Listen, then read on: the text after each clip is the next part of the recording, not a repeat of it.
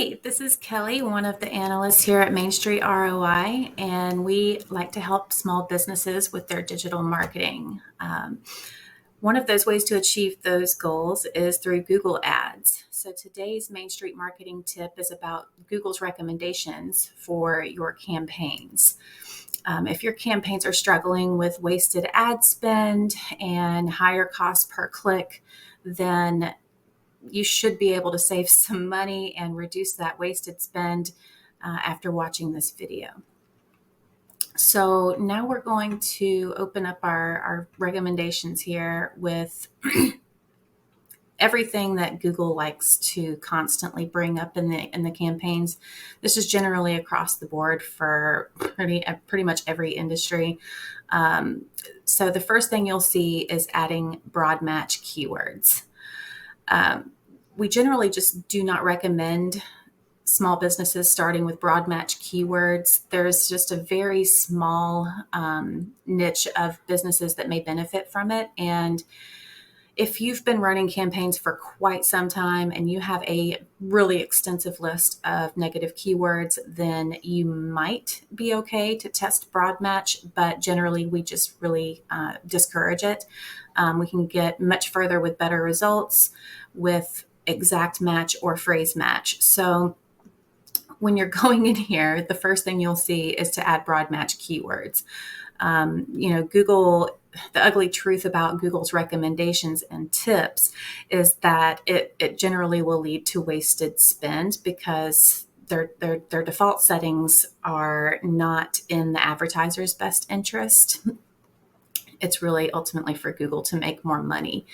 And so, you kind of have to take these with a grain of salt and really consider how this might change your campaign performance. So for this account, it's basically telling us to add new keywords as broad match keywords. We actually did an experiment in this account and the broad match keywords did not perform well at all. We were getting a lot of spend. So in this case, you'll want to just dismiss these recommendations and you can say, see, it wants to pop up and tell you to create an experiment, but you'll just say, I don't think this will improve my performance, and just go ahead and dismiss all of those broad match recommendations.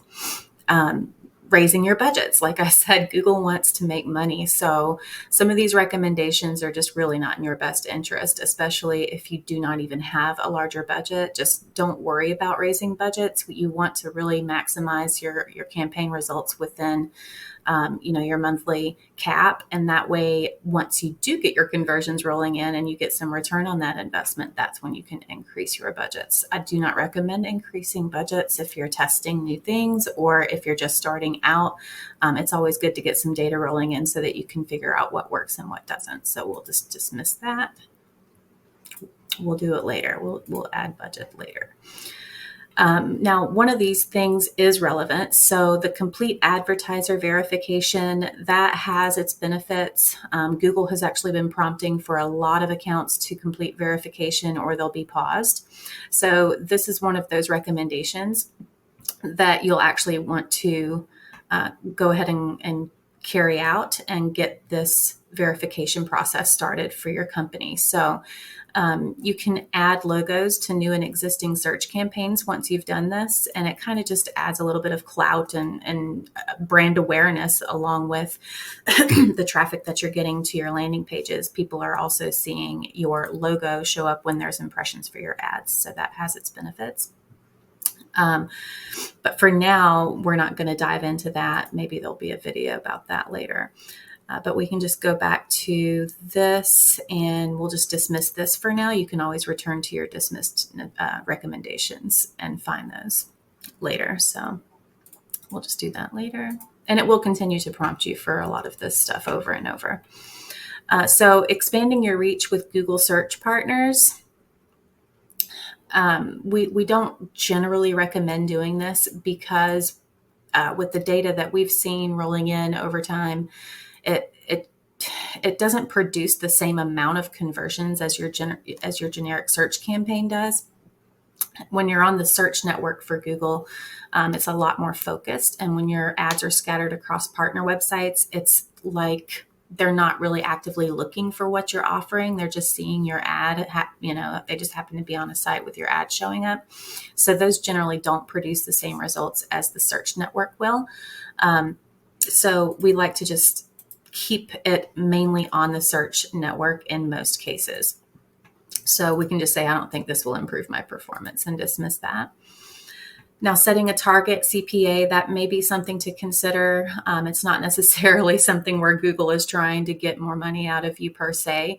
And it does have its benefits of setting a cap on your target cost per acquisition so that you can get, conversions at a steady rate as far as like what it costs to actually get a lead form submission or a phone call, whatever the conversion action might be for your business, even if it's a purchase.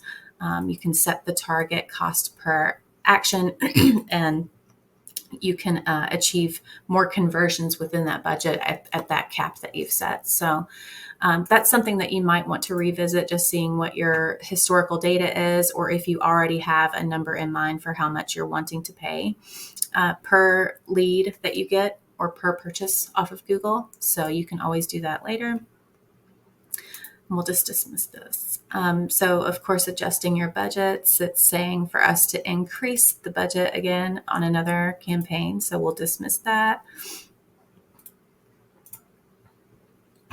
Display expansion. This is another one where it's not as targeted as search campaigns on the search network.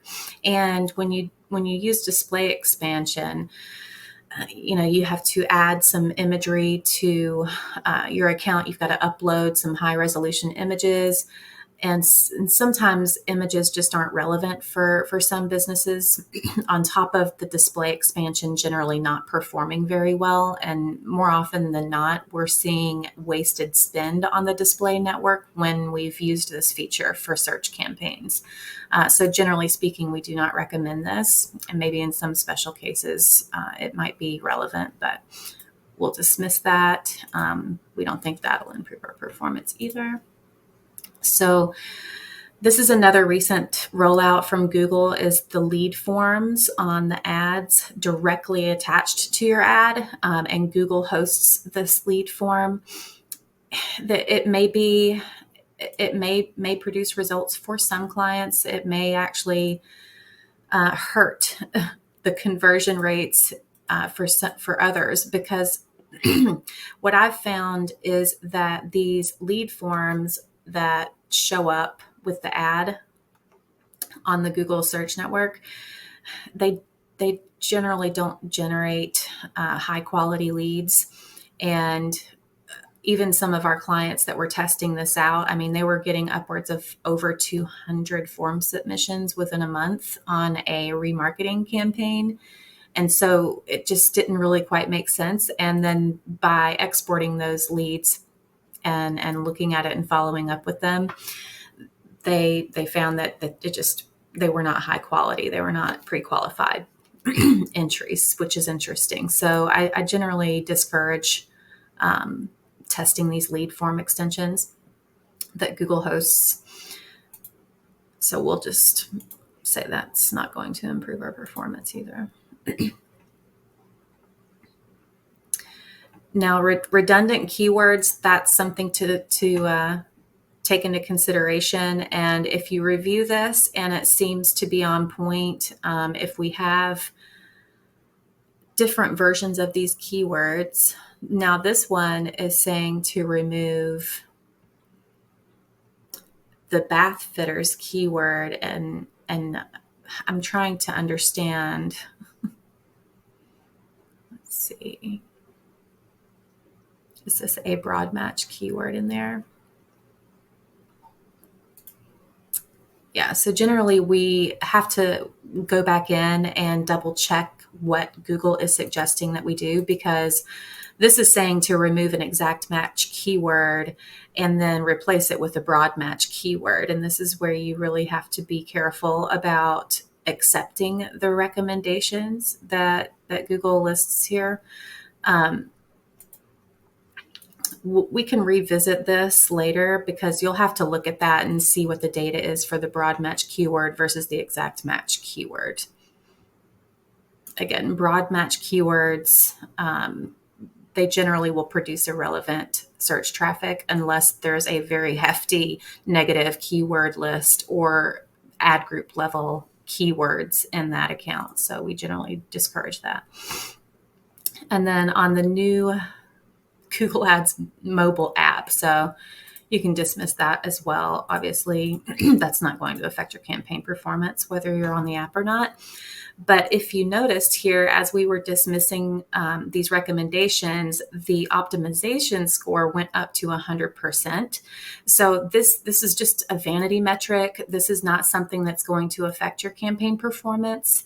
In fact, it it just serves a purpose to let you know that there are things Google suggests that you change in your campaigns. So if you just go back in and just dismiss all of them, you're right back up to 100%. So if your campaign optimization score is at 60% right now, no worries. It's not necessarily a failing campaign. You can definitely get that back up to 100% just by dismissing the things that Google wants you to do. But in close, we have a lot of other helpful videos here at Main Street ROI, and ultimately we just want to help you save money and actually get results on Google. We've helped thousands of clients at this point improve their results with Google Ads and set up their Google Ads accounts for them. So if you want to learn more about this, we have a Google Ads checklist that you can download absolutely free. And I highly encourage you to look at that. There's just a lot of basic tips that a lot of people overlook and don't think about. So it could be really helpful for you.